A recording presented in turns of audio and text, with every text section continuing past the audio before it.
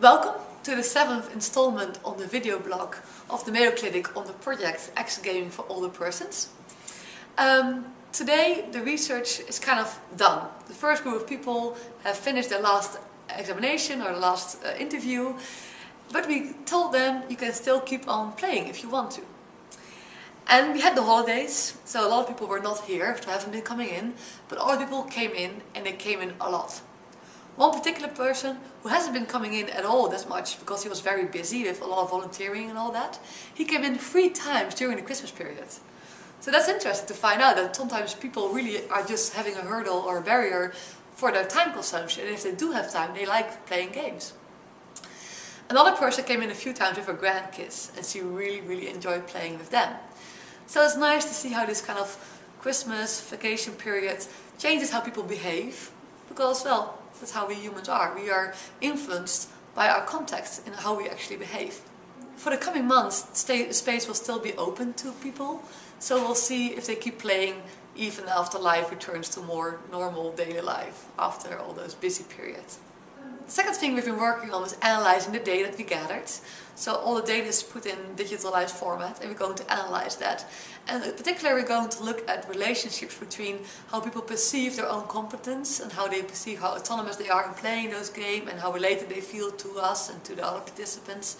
And how these kind of concepts relate to their enjoyment of playing and also the value that they perceive in playing. And then again, how that relates to their intention to play and to actually playing.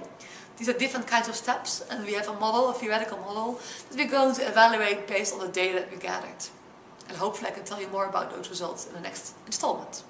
Now, a personal insight into America from a Dutch perspective. Of course, Christmas time, America is a big time for giving presents. And I heard some of my colleagues getting the most enormous presents, also giving to their loved ones. So it's interesting because in the Netherlands, some people do give presents at Christmas. Although I don't think in the large amount and the value that we do here. But many people don't celebrate Christmas with presents. They celebrate it with being with family. But they do give presents during Sinterklaas. And Sinterklaas is actually one of the inspirations for Santa Claus.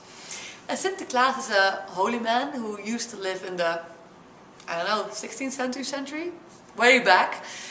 And his birthday was on the 6th of December. And tradition has grown that he gave away all his belongings to poor people.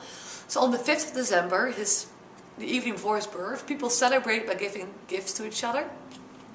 And it's all about you have to be good. If you are bad and if you're a little kid, you're very scared of Sinterklaas. Because if you've been bad the last year, you're going to be taken with him to Spain. Because he comes from Spain, originally. So Sinterklaas is all about you have to be good. And when you grow up, you of course don't believe Sinterklaas anymore, but there's still this part of kind of poking fun of each other and kind of pointing each other's faults out. And how we do that is by making a poem. So each gift you give to somebody, you have a poem accompanying that gift, and that poem makes fun of that other person.